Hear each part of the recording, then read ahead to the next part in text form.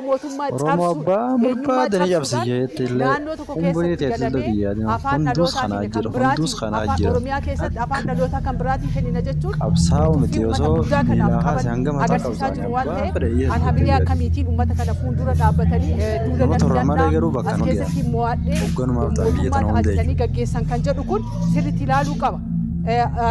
Keessattuyyuu abin sirriitti kan ilaaluu qabu ummata Amaaraa bakka bu'eetiin falma jedhee dhufee jira.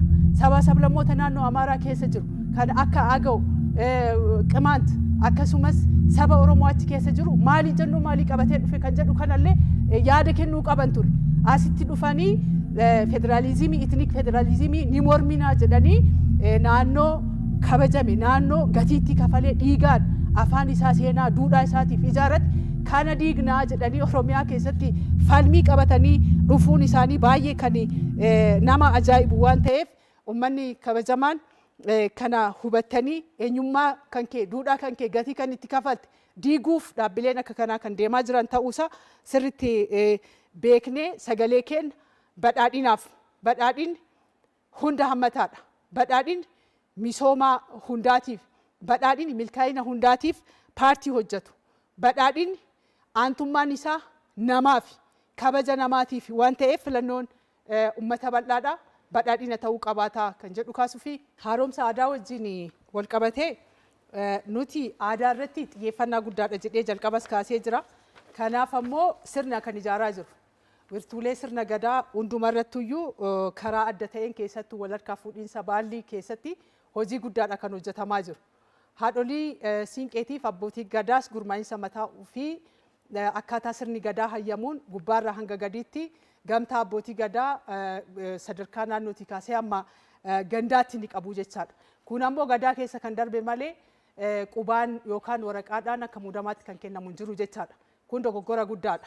Kun tuffii abbootii gadaaf haadholii siinqeetiif qaban agarsiisudha. Abbootiin gadaa sirna beekuu, duudhaa beekuu, safuu beekaa uummanni Oromoo waan ta'eef waraqaadhaan muudamni kennamu gonkumaayyuu jiraachuus hin danda'u. Kun kabaja abbootii gadaaf haadholii siinqee kennaa tuquudha.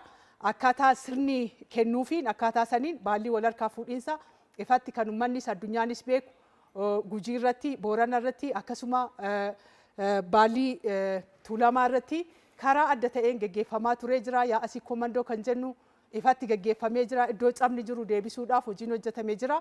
Haadholii siinqeetii fi abbootii gadaa kan xiqqeessan, kan ajjeesan dhaabbilee hokkora siyaasa waggaa 50-60 dura qabatanii Oromoo xiqqeessuuf ammas afaan isaanii, aadaa isaanii balleessuudhaaf warroota deeman isaanirraa kan dhufuun alatti Oromoon kabajaa qaba. Mootummaan naannoo Oromiyaas paartiin badhaadhinaatis xiyyeeffannaa addaatiin kabaja guddaadhaan abbootii gadaa karaa aadaaf safuu eeggate qofaan sirna ofiitiin deeggarsaaf hordoffii taasisuudhaan alatti sirna keessaa kan darbamu ta'uu isaati. Ajjeechaan taasifamu rakkoon haadholiin osoo nagaatti koottaa jedhan paartii ABO fakkeenyaaf gara nagaatti koottaa marii biyyaatti koottaa gaafa jedhan asii nagaadhaan fallina haadholiin akka du'an